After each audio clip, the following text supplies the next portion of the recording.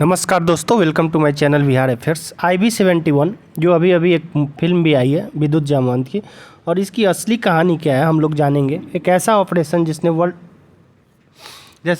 के बड़े बड़े एजेंसी ने भी इस तरह का ऑपरेशन नहीं की, और ये कहानी की प्लानिंग नहीं है, एक तरह से इंडिया को 1971 में इतनी बड़ी जीत दिलाई। एक ऐसी कहानी जो पाकिस्तान को दो भागों में बांट दिया और बांग्लादेश का निर्माण हुआ, और पाकिस्तान अभी लड़ाई से पहले ही आधी लड़ाई हार चुका था। तो कहानी शुरू होती है आज़ादी के 3 साल बाद 1950 से। 1950 में जम्मू कश्मीर प्लेबीसाइट फ्रंट नाम का एक संगठन की शुरुआत हुई थी, जिसका वो गुट जम्मू कश्मीर में जनमत संग्रह कराना चाहता था। कश्मीर के कई युवा इस संगठन से जुड़े, और इनमें से एक का नाम था मकबूल भट्ट। 1959 में पुलिस से बचने के लिए मकबूल भट्ट ने, क्योंकि इसकी गतिविधियां बढ़ गई थी, इस पे बहुत सारे केस हो चुके थे, तो पुलिस से बचने के लिए वो पाकिस्तान चला गया और वहाँ पेशावर यूनिवर्सिटी में दाखिला ले लिया। यहाँ उर्दू भाषा में मास्टर्स करने के बाद 1961 में उसने पाकिस्तान में एक लोकल इलेक्शन लड़ा और जीता भी, और इस तरह वो लगातार कश्मीर की आज़ादी के लिए मांग उठा रहा था। हालांकि उसका कहना था कि कश्मीर भारत या पाकिस्तान या किसी का हिस्सा ना होकर एक अलग आज़ाद मुल्क होना चाहिए। और 1965 में उसने अपने कुछ सहयोगियों के साथ एक नया गुट बनाया। उस गुट का नाम था नेशनल लिबरेशन फ्रंट। NLF एक आतंकी संगठन था और वापस कश्मीर आया। 1966 में मकबूल और उसके साथियों ने एक CID इंस्पेक्टर अमरचंद को अगवा कर लिया। फिर कहानी आगे बढ़ती है। अमरचंद ने भागने की कोशिश की तो उसे गोली मार दी गई। पुलिस ने दबिश देते हुए मकबूल भट्ट को गिरफ्तार कर लिया। आगे जैसे ही गिरा, वहीं उसका एक साथी औरंगजेब मुठभेड़ में मारा गया। साल 1968 का समय श्रीनगर कोर्ट ने इस मामले को मकबूल भट्ट को फांसी की सज़ा सुनाई, लेकिन वो जेल से सुरंग खोदकर फरार हो गया। उसने एक बार दोबारा अपना संगठन खड़ा करने की कोशिश की, लेकिन पाकिस्तानी इंटेलिजेंस उसके फरार होने की कहानी को पचा नहीं पा रही थी। उन्हें शक था कि भट्ट डबल एजेंट हो सकता है, जो मकबूल भट्ट था वो डबल एजेंट हो सकता है। इसके अलावा पाकिस्तान एजेंट का काम वो पाकिस्तान की तरफ से कर रहा है और हिंदुस्तानी सेना से भी वो मिला हुआ है, ऐसा पाकिस्तान को शक हुआ। इसके अलावा पाकिस्तानी खुफिया एजेंसी ISI कश्मीर में अपने कोवर्ट ऑपरेशन चला रही थी, और वो नहीं चाहते थे कि NLF के नौसिखिया उनका काम बिगाड़े। इसी बीच उसी साल मकबूल की मुलाकात 2 लड़कों से हुई जो कश्मीर से पाकिस्तान पहुंचे थे। 17 साल का हाशिम कुरैशी और एक अशरफ कुरैशी, वो भी 19-20 साल का था। रोचक बात यह है कि हाशिम को पाकिस्तान पहुंचाने में जो 2 थे, हाशिम और अशरफ, तो उनमें से हाशिम को पाकिस्तान पहुंचाने में मदद की थी एक BSF के अधिकारी ने की थी। बदले में उसने मकबूल भट्ट के खिलाफ इंफॉर्मेशन इकट्ठा करनी थी। हाशिम और अशरफ मकबूल से मिले और NLF में शामिल हो गए। इसके बाद शुरू हुई हाईजैकिंग की कहानी। एक्चुअली राजीव गांधी का प्लेन हाईजैक होने वाला था, ऐसा माना जाता है कि कोई प्लेन हाईजैक होने वाला था। 18 जून 1969 को मकबूल ने हाशिम को एक काम की जिम्मेदारी दी। जो 2 कश्मीरी जाके उसके संगठन से मिले थे, उनमें से एक को, मतलब दोनों को मकबूल ने जिम्मेदारी दी। उसे भारत में एक प्लेन हाईजैक करना था ताकि कश्मीर समस्या को अंतर्राष्ट्रीय मंच पर पब्लिसिटी मिले, इंटरनेशनल फोरम पर पता चले कि हाँ कश्मीर में क्या समस्या है। इसको वो ग्लोबलाइज करना चाहता था। पाकिस्तान में ही हाशिम को हाईजैकिंग की ट्रेनिंग मिली, उसे पिस्तौल चलाना, बम बनाने भी सिखाया गया। इसके बाद एक पिस्तौल, एक हैंड ग्रेनेड देकर उसे श्रीनगर भेजा गया। लेकिन इस दौरान हाशिम को BSF ने पकड़ लिया। पूछताछ ने उसने पूरी कहानी उगल दी कि कैसे मकबूल ने उसे प्लेन हाईजैक की जिम्मेदारी दी है। साथ ही उसने BSF को बताया कि 2 और लोग उसके साथ इस काम को अंजाम देने वाले हैं। हाशिम के अनुसार ऐसा करने के लिए उसे खुद मकबूल भट्ट ने कहा था, ताकि सहयोग के नाम पर BSF उस पर नरमी बरते। ऐसा हुआ भी।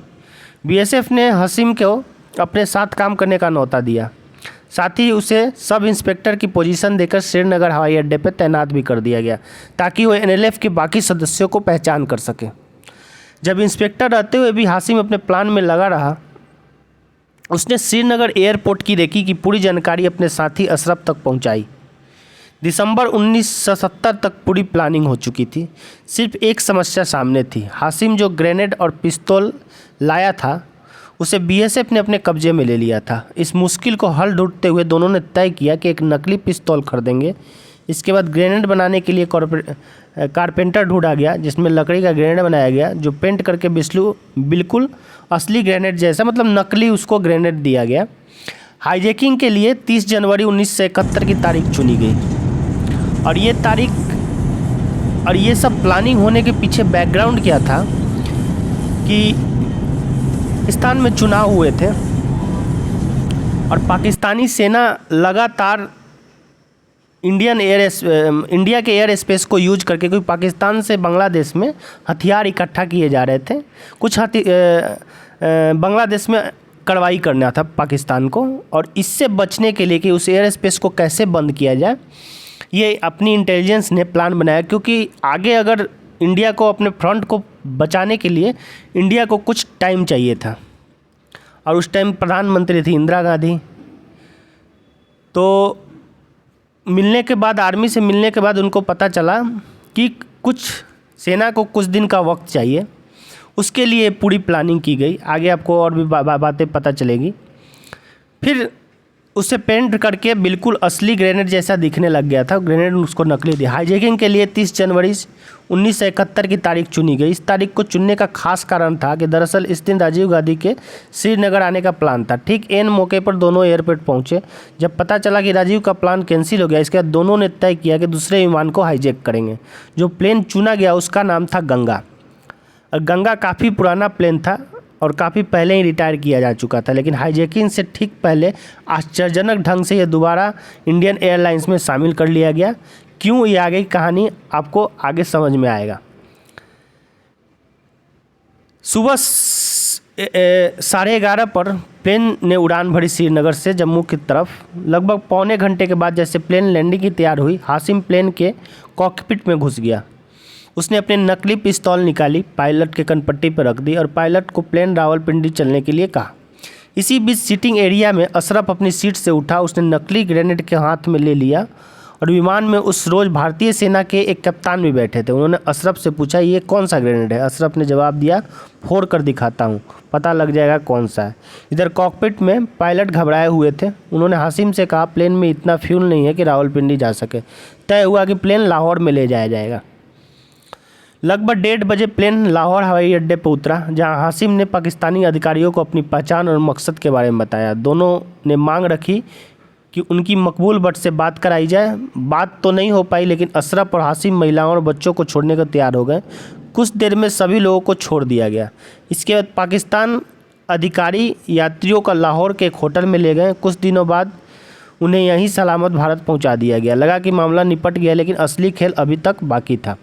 हाईजैकिंग के कुछ ही घंटों में ऑल इंडिया रेडियो पे खबर पूरे भारत में फैला दी थी कि वहीं शाम तक पूरे पाकिस्तान को हाईजैकिंग का पता चल चुका था। जब लोगों को पता चला कि कश्मीर की आज़ादी के लिए 2 लड़के प्लेन उठा लाए हैं, एयरपोर्ट पर उन्हें देखने के लिए बड़ी भीड़ उमड़ी। अशरफ और हाशिम रातों रात हीरो बन गए थे, स्टार बन गए थे। मामला इंटरनेशनल हो चुका था। वहीं एक दूसरा मामला था जो जल्दी इंटरनेशनल होने वाला था। 1970 में पाकिस्तान में चुनाव हुए थे, जिसमें पूर्वी पाकिस्तान को अवामी लीग ने बहुत बहुमत हासिल की थी। नियमानुसार सत्ता उन्हें मिलनी चाहिए थी, लेकिन पश्चिमी पाकिस्तान के गोरे पठान सांवले बंगालियों को अपने से कमतर समझते थे। यहाँ बात हो रही है पाकिस्तान और बांग्लादेश की। अभी तक बांग्लादेश पाकिस्तान से अलग नहीं हुआ है, इसलिए सरकार बनाने में अड़चन आ रही थी। जनवरी महीने में इस मामले में पैरवी करने के लिए जुल्फिकार भुट्टो पूर्वी पाकिस्तान पहुँचे ताकि शेख मुजीब से मुलाकात कर सकें। 2 फरवरी को, बैकग्राउंड को आप समझिएगा पहले, 2 फरवरी को भुट्टो पाकिस्तान लौटे तो उन्हें हाईजैकिंग का पता चल गया। आनन फानन में भुट्टो लाहौर एयरपोर्ट पहुंचे और दोनों हाईजैकर्स से मुलाकात की और उन्हें प्लेन से बाहर आने के लिए मनाया। इसके बाद पाकिस्तान सुरक्षा बलों ने प्लेन में आग लगा दी। हाशिम और अशरफ को एक गाड़ी में बैठाकर शहर में जुलूस निकाला गया। लाहौर के तमाम नेता एक बार उनके बगल में खड़ा होना चाहते थे, तो वही जनता उन पर फूल उछाल रही थी। अगले 2 दिनों तक पाकिस्तान में जश्न का माहौल रहा, जिसमें खलल पड़ा 4 फरवरी को। उस दिन क्या हुआ, इंदिरा गांधी ने पाकिस्तान को प्लेन बैन कर दिए। खबर आई कि भारत ने हाईजैकिंग के आधार पर पाकिस्तान प्लेन्स को उसकी सीमा में घुसने पर रोक लगा दी है। अब यहाँ से कहानी का गजब ट्विस्ट आया। अंतर्राष्ट्रीय एविएशन कानूनों के हिसाब से 1947 के बाद भारतीय पूर्वी पाकिस्तान और पश्चिमी पाकिस्तान के बीच एक ब्रिज की तरह काम कर रहा था, जो मैंने एयर स्पेस की बात की आपसे, जिससे पाकिस्तान एयर स्पेस को यूज करके बांग्लादेश में जाता था। यानी पाकिस्तान के विमान सीधे भारत को एयर स्पेस से ट्रेवल नहीं कर सकते थे, और इसका मतलब था कि पाकिस्तानी जहाज़ों को अब श्रीलंका से घूमकर पूर्वी पाकिस्तान जाना पड़ता था। तो जो पैसे और समय की बर्बादी दोनों होती थी, जो काम 2 घंटे में हो जाता था इंडिया का एयर स्पेस यूज करके वो बांग्लादेश चले जाते थे, ऐसे श्रीलंका घूम के उनको 8 से 9 घंटा लगता था। लेकिन मामला सिर्फ पैसों का नहीं था, जल्दी भारत को इस कदम से पाकिस्तान अपनी आधी ज़मीन से हाथ धोने वाला था। क्यों? फरवरी 1971 की हालत देखिए। पूर्वी पाकिस्तान में दिन पर दिन तनाव बढ़ रहा था। अवामी लीग अपने नागरिकों को विद्रोह के लिए भड़का रही थी। पाकिस्तान वहां सैनिक भेजकर स्थिति कंट्रोल करने के फिराक में था। ऐसे में इन मौके में भारत को इस कदम से उसके लिए मुसीबत बढ़ा दी पाकिस्तान के लिए। पाकिस्तान को जब यह एहसास हुआ कि खेल हो चुका था, यह पूरा प्लान दरअसल रॉ का था। 1968 में रॉ के गठन के बाद ही रामेश्वर काव पूर्वी पाकिस्तान पर नज़र बनाए हुए थे। तब उन्हें पूर्वी पाकिस्तान में बिगड़ते हालत का अंदाज़ा हुआ, तो उन्होंने पाकिस्तान के इस स्पोर्ट्स लाइन को काटने की प्लान पहले से ही तैयार कर लिया था। रॉ के संस्थापक सदस्य बी रमन ने अपनी किताब द काउबॉयज ऑफ रॉ में लिखते हैं कि हाईजैकिंग के कारण इंदिरा गांधी से पूर्व पाकिस्तान से आने वाली सभी फ्लाइट्स पर पाबंदी लगा दी। इसकी वजह से पाकिस्तान सही समय पर सैनिक और उपकरण नहीं पहुंचा पाया, और इसने बांग्लादेश युद्ध में उसकी हार की एक महत्वपूर्ण भूमिका निभाई। उधर पाकिस्तान में जैसे ही एहसास हुआ कि ये पूरा गेम था, उनकी सिट्टी पिट्टी घूम हो गई। राष्ट्रपति याह्या खान के इशारे पर तुरंत हाशिम अशरफ, मकबूल भट्ट और चंद लोगों को हिरासत में लेकर इंक्वायरी बिठा दी गई, जिसके बाद जांच रिपोर्ट में कहा गया कि हाशिम कुरैशी एक भारतीय एजेंट था और भारत ने साजिशन इस घटना को जानबूझकर अंजाम दिया था। Pakistan international court of justice पहुंचा, लेकिन जब तक मामला निपटता पाकिस्तान अपनी आधी ज़मीन से हाथ धो बैठा था। मार्च में शेख मुजीबुर रहमान की गिरफ्तारी के पाकिस्तान ने ऑपरेशन सर्चलाइट शुरुआत की। भारत ने मुक्तवाहिनी के गठन की मदद देना शुरू किया। अक्टूबर तक मुक्तवाहिनी विद्रोहियों के सामने पाकिस्तान के पैर उखड़ने लगे। 6 अक्टूबर को हुई एक बड़ी लड़ाई में पाकिस्तान 500 से ज़्यादा सैनिक मारे गए। 3 दिसंबर को आधिकारिक तौर पर पाकिस्तान युद्ध की शुरुआत हुई और 16 दिसंबर को पाकिस्तान ने आत्मसमर्पण कर दिया। और इस घटना के वजह से ही इंडिया को एक रेज मिल गया था और 13 दिन में ही पाकिस्तान के सेना ने आत्मसमर्पण कर दिया था, जो अब तक का सबसे बड़ा मिलिट्री समर्पण किया गया था पाकिस्तान द्वारा। और मकबूल भट्ट बाकी सहित लोगों को इस मामले में रिहाई मिल गई। वहीं हाशिम कुरैशी को जासूसी के जुर्म में 9 साल पाकिस्तानी जेल में रहना पड़ा।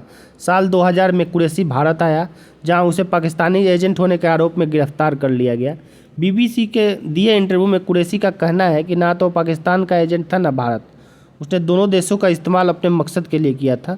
मकबूल भट्ट 1976 में एक बार फिर कश्मीर लौटा और उसने एक बैंक लूटने की कोशिश की, लेकिन इस बार वो पकड़ लिया गया और अब इस बार उसे फांसी की सज़ा सुनाई गई है। 1984 में तिहाड़ जेल में उसे फांसी दे दी गई। तो ये थी पूरी कहानी, एक ऐसी कहानी, एक ऐसा ऑपरेशन जिसमें कहा जाता है कि उस एजेंट ने पाकिस्तान की तरफ से भी काम किया था और भारत की तरफ से काम किया था। लेकिन जब तक पाकिस्तान को एक तरह से मूर्ख बनाया इंटेलिजेंस ने, जब तक पाकिस्तान इस पूरी कहानी को समझता तब तक पाकिस्तान की बैंड बज चुकी थी। और उसके बाद 1971 वार का आप जानते हैं क्या हुआ था। पाकिस्तान 2 हिस्सों में बट गया। बांग्लादेश बना एक पाकिस्तान, जिसमें इंडिया का अहम योगदान था। इंडिया ने मिलिट्री ने पाकिस्तान को आत्मसमर्पण करने पर मजबूर किया। तो ये थी पूरी कहानी IB-71 की। अगर आपको ये इन्फॉर्मेशन इन्फॉर्मेटिव लगा हो तो please subscribe for more channel, for more update and information, and like, share and comment. और आपके लिए मैं एक नई सीरीज शुरू कर रहा हूँ इंटेलिजेंस की कहानियों पे, ऑपरेशन पे, और आर्मी के ऐसे ही अलग अलग अनटोल्ड स्टोरी जो आपने कभी नहीं सुनी होगी उस कहानी के बारे में। तो थैंक यू गाइज़।